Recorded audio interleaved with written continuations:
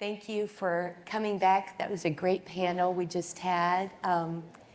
We've had a wonderful few days, haven't we? And yes. And again, I always forget to start with this, but I'm Cheryl Wilson. I'm the Executive Director of VA 250 and get the privilege to do this wonderful work with such great colleagues joining me here today and also in this room. The last few days, we have been filled with inspiration and ideas, delicious food, and just this wonderful spirit of partnership and collaboration. And like many of you in the room, I have the privilege of working alongside such professionals as we plan what's happening in our own localities, for our own programs, within our own states. And we wanted to start a conversation about collaboration, tell you some ideas and examples of multi-state collaborative projects that are going on. And I'd like for you to think of this session and this panel as a precursor to our next few hours together, when after this we'll join in our breakout sessions and really start to flesh out some programs and some things that we can do together. Today, I want to introduce our panelists. I'm thrilled to be joined by my colleagues, Jonathan Lane of Massachusetts 250th, Jonah Spivak from Vermont 250th, and Kevin Hampton from the Wisconsin 250th. Badgers in the room. And all of these gentlemen are accomplished in many ways, historians. We know each other simply as the 250th planners from this state or that state, just like we know many of you in the same way. It's just time-tested, and it's true. A rising tide lifts all boats. This is actually my 4th statewide commemoration, and I've found over and over that good people working together for a good purpose accomplish good things. So we'd like to tell you a little bit, some examples about how we've been coordinating, how we've been working together, but we do that in an effort to ask you to start the wheels spinning in your heads. We will have time in this session and then in our next breakout sessions for ideas, partnership ideas, programs that we might want to do together. We've heard of many individual programs, but time to start coordinating all that.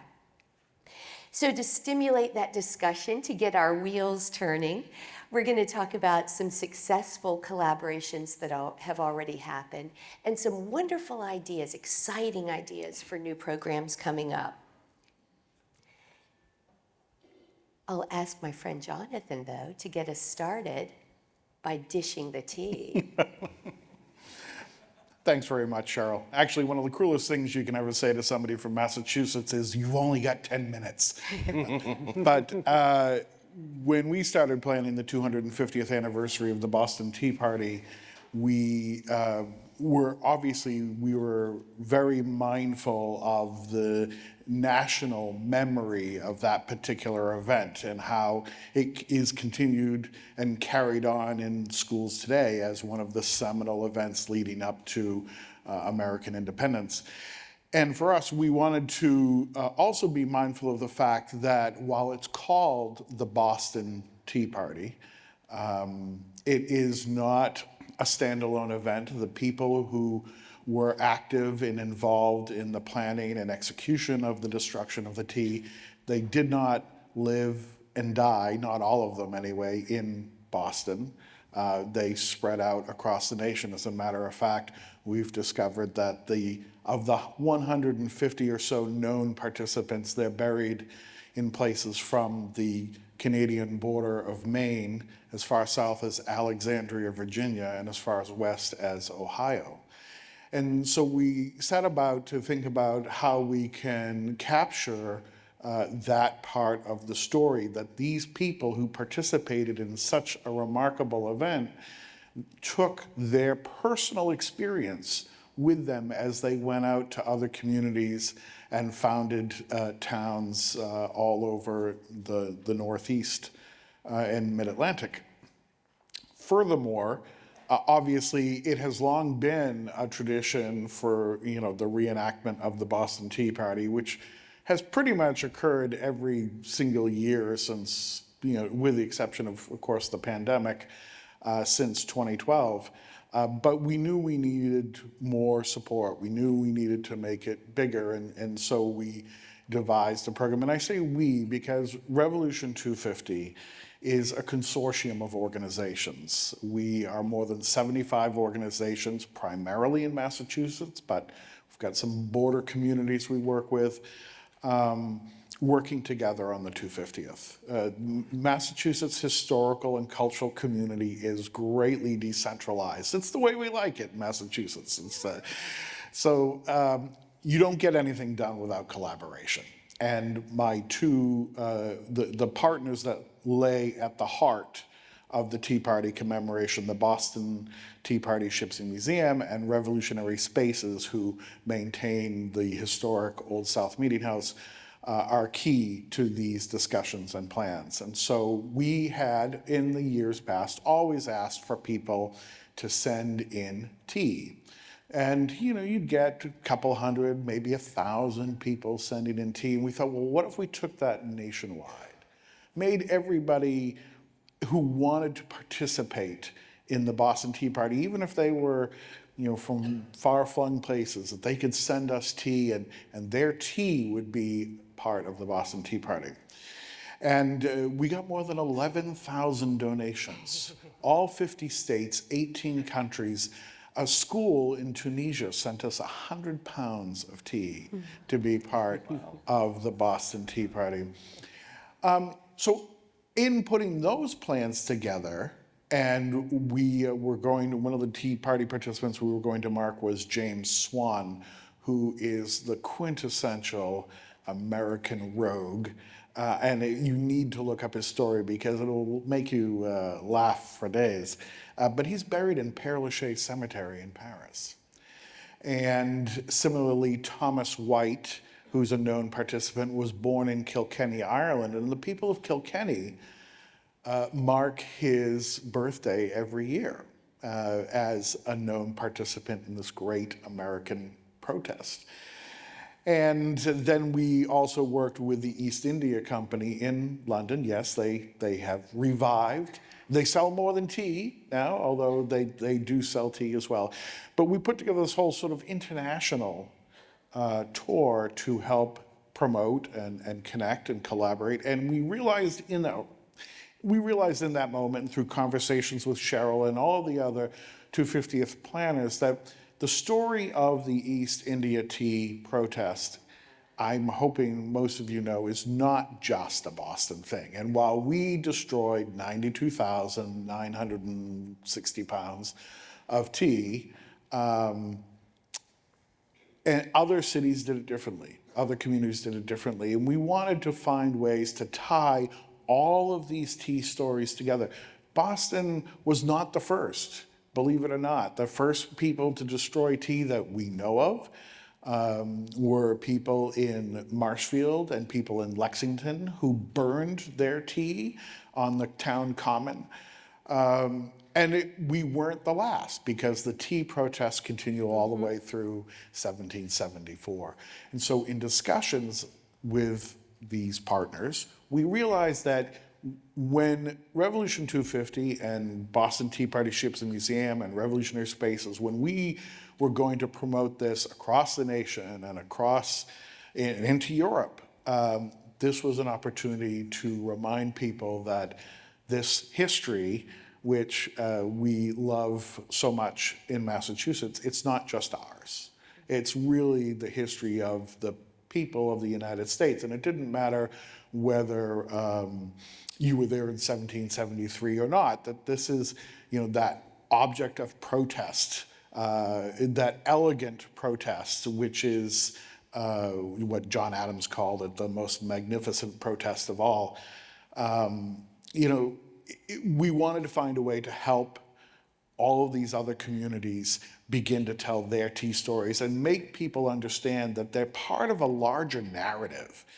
And so we worked with Virginia 250 and our friends from the Carolinas and Maryland and Pennsylvania and New Jersey. I mean, we talked with all these people who had tea events, and what we did was we actually created a newsletter which listed all of the events that were in planning or were planned around the Boston Tea Party and the Yorktown Tea Party and Edenton Tea Party and all of these other events surrounding protesting the tea tax in the colonies. And we shared it with every media outlet that we ran into, whether it was you know, the outlets in London or Ireland or France. We wanted them to understand that while we were there to talk about the Boston Tea Party and direct connections, there's so much more that they needed to get involved with, particularly when you're talking about corporate support, right? We've talked a lot about fundraising and corporate support, and you know, we want to make sure that the East India Company, which has resources, that they know that, and we appreciated and welcomed their support for the 250th of the Boston Tea Party. We wanted to make sure that they understood that there's more they can do to help. And it's all about, the revolution doesn't happen without a collaboration. The people in Massachusetts knew that, the people of Virginia knew that, and we want to show that we still know that today. We are better together. And Jonathan, that was so generous of you. Not to put too fine a point on it, but the world knew about the Boston Tea Party. We thought here in Virginia that the world also should know about the Yorktown Tea Party, and our friends from Yorktown are right back there, and our friends from North Carolina, South Carolina, working together. So Jonathan had the opportunity for an international media tour, but needed a little graphics help. We didn't have an international media tour, but we had folks that could help with graphics. So we just all started meeting together regularly and talking and came up with our flyer. So just on behalf of everyone, thank you, because that was a generous leadership way to set the collaborative tone for the 250th, and I know that we all very much appreciate it. Jonathan shared with me that when you went to Paris, and I know our Virginia friends will like this, they keyed in on the word Lafayette. Oh, we love Lafayette. No, they do. Yes, yes, so Yorktown. So just a wonderful, honestly quite simple idea, but powerful. And again, a rising tide lifts all boats. Jonah, you're doing something similar in Vermont, starting to put together some collaborations for an upcoming anniversary. Will you tell us about that? Sure, absolutely. And it's a pleasure and an honor to be speaking here with you. Vermont obviously is a very small state, so for us, collaboration is really key and also a terrific opportunity. I did end up writing my notes on my phone in order to be as concise as possible. My wife tells me I tend to blather on a bit, so it's probably good for all of us. So I'm not checking my messages, in case you're wondering. Although if I could do that while public speaking, that would be an incredible skill. That would be a superpower. That would be time management, yes. So again, I do want to thank you for inviting me to be on this panel and speak about our effort for multi-state collaboration in the Northeast that we've been engaged in since 2022. While I'm the one that's responsible for organizing the meetings, I want to be clear, I'm just one person from this group that happens to be sitting here. And I will do my best to represent the group as a whole. I'm not the most eloquent or the most comfortable public speaking. Probably Jonathan has that award, but I'll do the best I can. One important point that I think it's valuable to make is that we're not just focusing on 2026. Many of our states have already started our 250th anniversary events, and many will continue beyond 2026. In the case of Vermont, our kickoff is in 2025 with the capture of Fort Ticonderoga and Crown Point. And then we want to use the gravitational pull of this nationwide celebration in 2026 to propel us to our own signature anniversary year in 2027 with the battles of Hubbardton and Bennington and the founding of Vermont, an independent republic, which we would be for the next 14 years. So as a group, we're looking most closely at those years from 2025 through 2027. That's 3 years of events and programming. What were we thinking? So who's involved? We currently have about 84 people on our email list. Many are here. Could you raise your hand if you've ever attended one of these? So many, thank you. In addition to those folks, we have educators, we have authors, municipal and government leaders, a wide variety of state government departments ranging from education to tourism to historic preservation and more. Local and county 250th organizations, historical societies, directors and owners of historic sites and museums, reenactors, and state historic preservation officers from the states of Vermont, New Hampshire, Massachusetts, Rhode Island, Connecticut, New York, and nearby Canada. They're part of our story as well. New partners are always welcome. And we are growing as interest in the 250th increases. I think our first meeting had about a dozen folks at it. I'd like to share with you the core principles that we established together at the very start of our journey to inform our work. We want to share the interwoven stories between the states and Canada.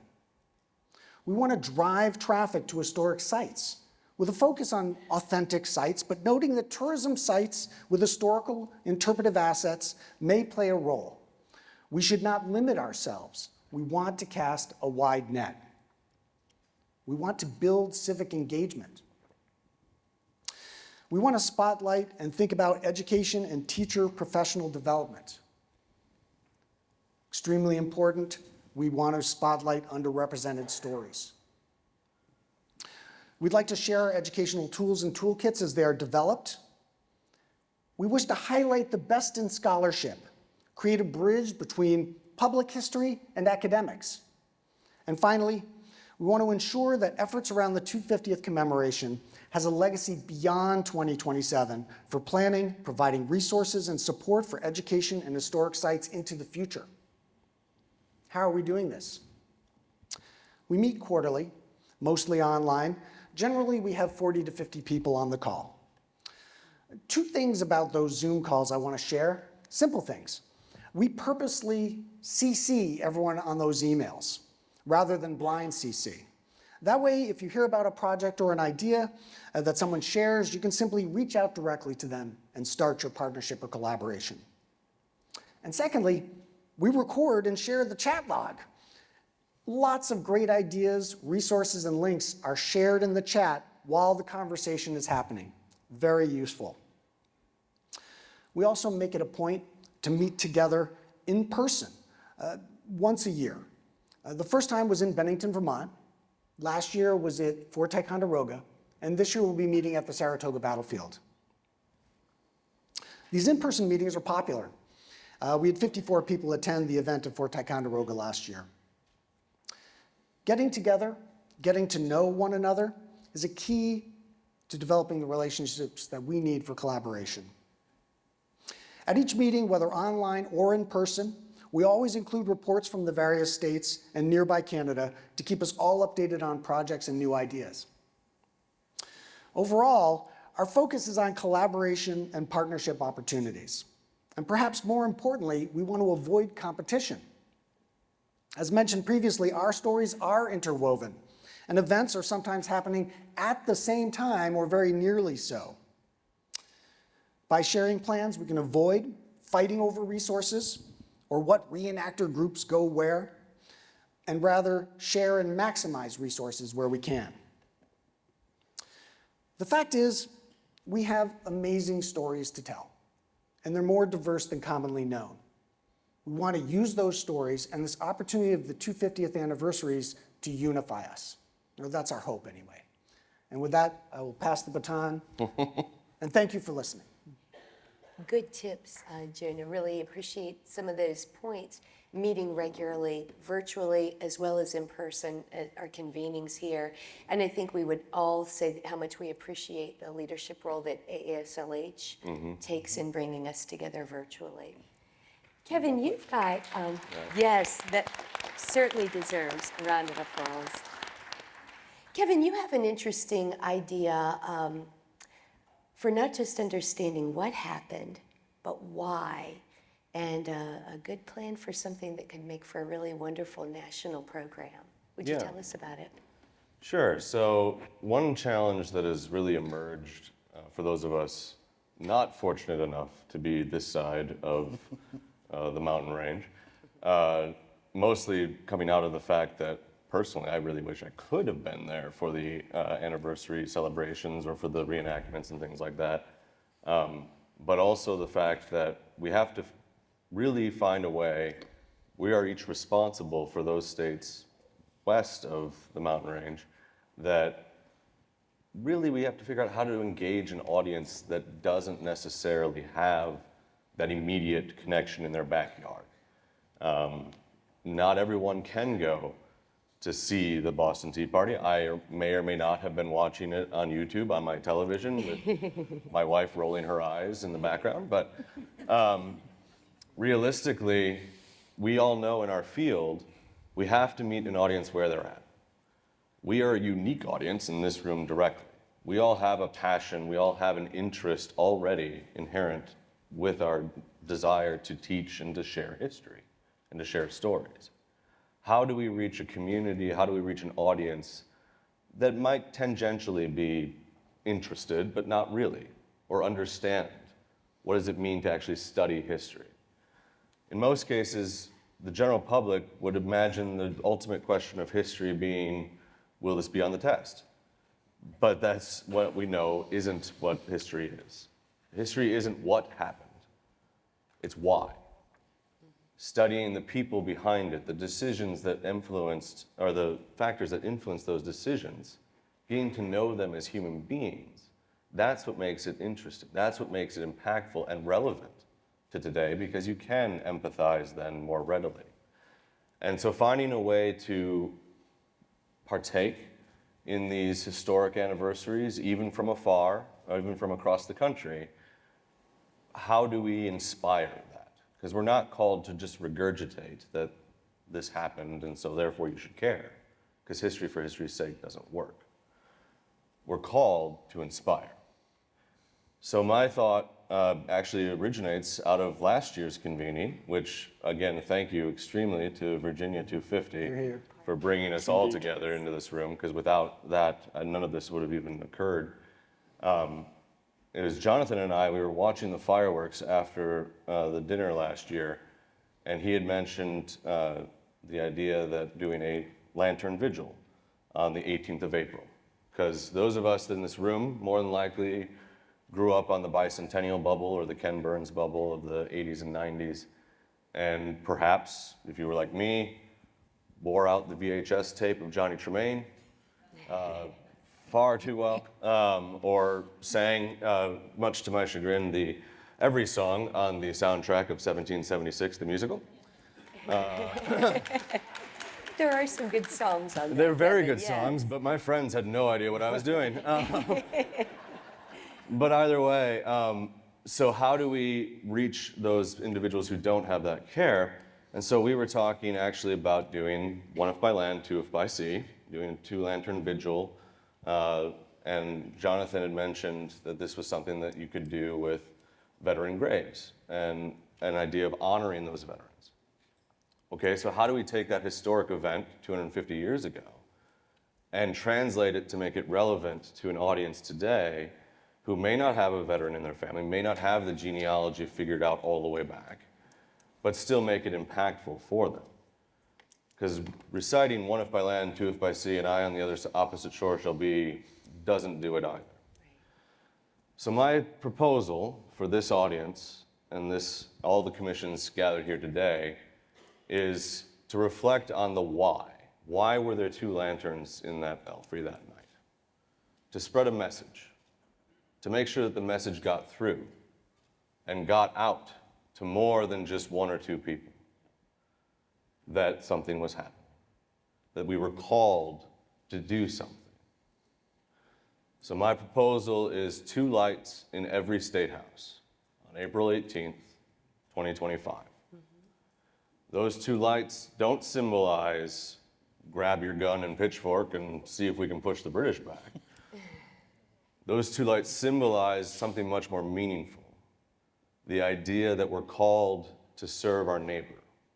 We're called to come together and join for a greater good than ourselves and serve something bigger than ourselves. So following up on 2 lights in every state house on April 18th, I'd propose that we call for a day of service on April 19th. Again, it's not about just the battles, although I will be wearing a tricorn hat and wishing I was in Lexington. The idea, though, is that we find a way to make it relevant to an audience that isn't going to watch the YouTube live stream of that battle reenactment. You work with, for our department, personally, our parent agency, the Wisconsin Department of Veterans Affairs, operates 3 different veteran cemeteries, some veteran homes, and so on and so forth. And so looking at our internal opportunities that we don't have the funding otherwise to just create, how can we scale that? Because we know that not every commission in this room is benefiting from having funding readily available. So look at the resources that you have available. Looking at the fact that our department runs those institutions already, the cemeteries, we're going to be talking with our DNR about doing Community Cleanup Day on April 19th. Earth Day is right around the corner. It's April 22nd every year, and so it's just a few days later. Yes, it is Easter weekend. We do recognize that. But on April 19th, we'll be working with our cemeteries, our veteran cemeteries, to invite people out to do a cleanup day. Also working with our veterans' homes to see about doing community service within those homes and bringing it more to public awareness. But there's opportunity there to partner with agencies that you're probably already connected with, your DNR, for instance, or even your Department of Education. For instance, Wisconsin state standards, we have it that each state school has to report the volunteer hours. So what better way to opportunity to bring in that educational component? That again, it's not just memorizing how many people were at the battle and who was there and who were the major players. It's why was there even a battle to begin with? Why were they even out there to begin with? And so looking at the humanity behind the history can broaden it, not just from a historical event, but we can take something that originated as that event and make it meaningful and relevant today in our community. And hopefully that inspires a deeper dive into learning more about what that means. Very well said. We were talking as we were preparing for this panel, and we were reminiscing about last year at the conclusion of this program, A Common Cause. We all marched down to the Raleigh Tavern, and we adopted a resolution of support. And a few words, we pledged ourselves to mutually create a new common cause for all Americans to unite in reflection and celebration and aspiration as we continue our national journey together and renew our commitment to the unfinished pursuit of a more perfect union. We've heard a lot these last few days And very about eloquently. inspiration. Could I jump in on that? Please. Because that actually is one of the things that I think is beautiful about this collaboration discussion today. Last year was very much the inspiration to get together to do this. And that was the messaging and how we know we want to all do that. This year seems to be, okay, so we've committed to that. Now what can we actually go out and do? What can we take back to each individual state? And so I think it's beautifully poetic that we're here for our hosts commemorating the adoption of the day of fasting, humiliation, and prayer in 1774 in support of a sister colony. Well, actually, I'm going to take it a step further because for me, and I just want to take this opportunity since we have a national audience here. So June 1st, 1774, the British government closes the port of Boston. And this particularly affects the people in Boston and Charlestown, particularly the people who are poor or indigent, living on the margins of society. And every one of the 13 colonies and many other British colonies and possessions from Canada, Bermuda, the West Indies, England itself, there were people in England, and you all, or your ancestors, sent aid to the people of Boston So first I want to say to you and your communities, thank you. We very likely would not be here without you. And that is, I often hear it said that the true spirit of America comes out in times of tragedy and need. And that's sad to think, because I think the spirit of America is much deeper than that. But it is so true that in this moment, of our sister colonies and provinces recognizing the injustice of what is being done, coming together, coming to our aid. And I'm just going to share one. We talk about being intentional in bringing in other communities. And I've had a lot of conversations with the Wampanoag people, who fortunately I've known for many, many years. But in 1774, the Mashpee Wampanoag people lived in a small community, and they heard about the port crisis, and they gathered all the hard currency they had in town and sent it to the people of Boston, not because they didn't need it, or not because they were particularly, that they weren't cognizant of the many injustices that their people had suffered, but they recognized a people in need. It amounted to 10 shillings, which is not very much, and it speaks to the fiscal health of their community, but it also speaks to the health of their heart. And I think it's a really powerful moment to recognize that all of these communities, whether you're George Washington or George Mason or the good folks from South Carolina, who just sent shiploads after shiploads of aid and support. We'll be doing a lot of social media around that this year. And I was just going to say, if nobody has created a national list of hashtags or things like that, can somebody do that, please? It would be really useful to be able to tag all of you in those kinds of things. But again, it's that moment of 1772 was all about the committees of correspondence, being able to communicate, what are your needs, how can we help? And 1774 was all about, here's our help and our work together.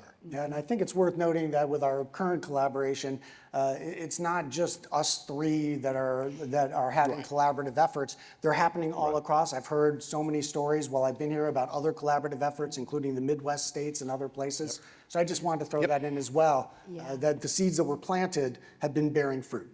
Absolutely, Kevin. Well, and to build off of your point, Jonathan, what they actually adopted in the House of Burgesses in '74, one phrase that always sticks out to me, and of course I bought my nice little copy from the print shop here in Williamsburg, to give us one heart and one mind. Mm-hmm. And that, notice how it's heart first and then mind. Right. Because this is where the empathy comes in. This is where relating to each other, crossing those state boundaries and looking at the humanity behind it all has that opportunity. And that's, I think, the messaging that we come out of this year's convening with, is that we are moving to be with one heart in this desire. Because again, in the end, what was it all for? The chance of a better tomorrow. Beautifully put. And Jonah, thank you too for pointing out the purpose of this discussion is to lead us to our next discussions, our next panels. So get ready, because in a minute we're going to open up for ideas, questions, and answers. There are 450 people gathered in these last few days to talk about planning the nation's 250th. That means there are probably at least 10 or 20 times that number of good ideas, and they're all welcome.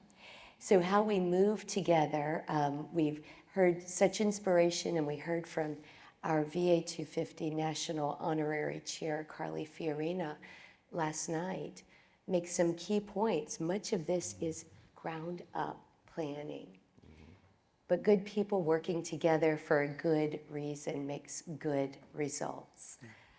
So as we move to that, I do want to highlight, I want to note that there are a number of other collaborative programs. We've talked about how we link arms and we plan something wonderful together that would be powerful within a community, powerful statewide, but even more powerful when we coordinate nationally. But there are some other programs that I know a number of you here have heard of, and we mentioned on our AASLH calls. The Scrollathon, the National Scrollathon, and the Ladd brothers have joined us over these last few days, have a resource table out in the resource section, which is a national program. It's an art installation that will be installed at the Kennedy Center. Every state will be invited to participate. There's a 50 Flags initiative that a lot of people have been approached about. And these are programs that, that require some state funding, of course, and sort of a package, but we like to mention those as other examples. So whether we're going to be talking about planning nationwide, naturalization ceremonies, our chair, Carly Fiorina, mentioned the powerful oath that we could all join together, lanterns for days of service. Again, this is what this opportunity this year and next year will be our last convening of a common cause. Someone said, will you be doing it in 2026? I said, I think we're all gonna be busy in this room in 2026. So as we start to wrap up this convening and look to next year's convening, and then the work that we do in between, we want to invite those collaborative, grassroots, ground up. And we all put our heads together and came up with, a few best practices, if you will, to stimulate that thinking. The most simply, dream big. Sure, we can do it. Dream big. We absolutely can do it. A resource that one person has, we maximize our resources. Another one has, we complement each other's skills. I love your idea, Jonathan, of just a national list of hashtags, a national calendar, and actually we started talking about that the other night, a national calendar of events as people start to plan how they will interact with their 250th. And these very powerful programs occur. How can we work together to make that known? The programs that are happening in museums, certainly these national calendars, hashtags in social media, coordinating, collaborating, cheering each other on. We get our pom-poms out and we cheer each other on. And I know the friends that we were working on the newsletter together, and we still meet together because the Tea Party anniversaries aren't over. We were all cheering Jonathan on in South Carolina, and our social media, our official social media was filled with that. So that certainly is one easy way. I would also say realistically, we're all such busy folks, establish deadlines and hold each other accountable for meeting them. It's the only way it gets done. And a good agenda. A good agenda, yes. But I think more than anything is the realization of the unique opportunity that everyone in this room has. Our colleagues who didn't, aren't here with us, but join us virtually. Those sitting here, we have both the opportunity and the ability to put together these programs that matter, that make a difference, that advance our march toward creating a more perfect union. So let's dream big. Let's do it together. We have a few minutes left for some ideas, some planning. I know, Kevin, you're working with Jamie Bosket on the next session where state planners will gather. And my colleagues are going to be working with the local Virginia committees who are planning together. So if there are questions, if there are ideas to submit to the group, where do we start? We throw it out. Again, grassroots. Questions from the group, ideas? Yes, Aaron. And I don't know if there's, yes, a Liz is microphone's coming around. So, first of all, thank you all for a wonderful presentation and for the encouragement and collaboration and everything across the states. So, after our last panel discussion, I was talking a little bit with Marvin and learned that his ancestors actually had attended Storer College in West Virginia. And learning that has kind of made me think about my connections to locations in other states. So perhaps one thing we may want to all consider is sharing information about other sites and how they connect to our commission members, our personal connections to those historic sites. And as Jonathan said, if we had a list of national hashtags that we could share those across, we could reach an interstate audience that way, sharing more information about each of our historic sites and passing along that information to folks who may not know of those areas and their connections to their families back home. Great idea. It's interesting you say that. So Revolution 250 has for the last, it's almost 4 years now, had a podcast hosted by Professor Robert Allison, who's the chair of our advisory committee. We're coming up on our 200th episode, which we're very excited about. And we just interviewed the other day a fellow from, he's executive director of the General Society of Mayflower Descendants. Well, what do the Mayflower descendants have to do with the American Revolution? I hear you all cry. And, for me, one of the reasons I wanted to have, there's any number of connections. First of all, the society's hosted in a home that used to belong to Edward Winslow, not the Mayflower passenger, but his descendant, who was a rabid Tory during the American Revolution and was eventually forced to flee to Nova Scotia. So that's an interesting story, right?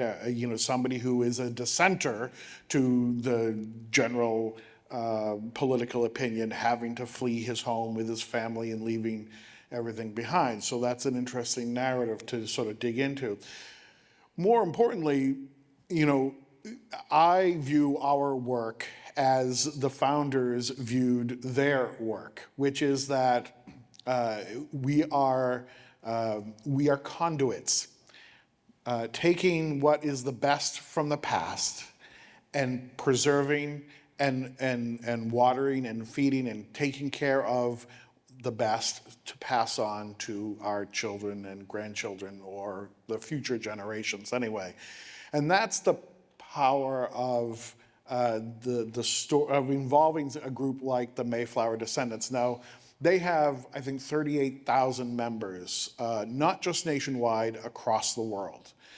Out of a total possible pool of about 35 million people. Now, keep in mind that in 1620, there were 28 family groups that survived the first winter. So out of those 28 family groups, we get 35 million people.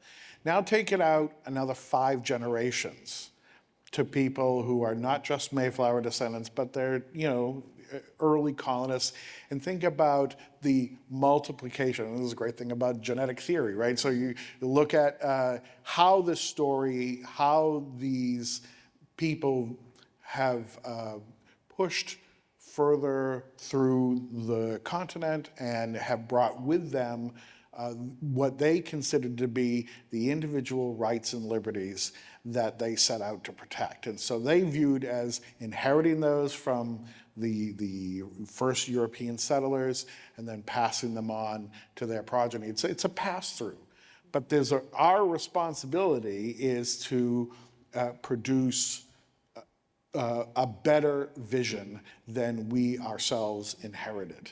And that is, that's a debt I view that I owe to my ancestors and to my children and grandchildren is that I do my part to give them better than I myself received. And I think that's probably true for most of us in the room. And that goes back to the idea of what was it all for? The chance of a better tomorrow. Right.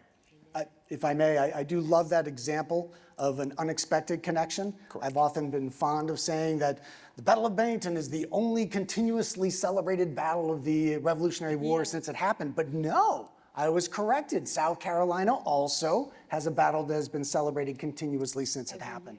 So a wonderful connection, unexpected, between Vermont and South Carolina, although I do note that the Battle of Bennington was first, so we've still been doing it longer.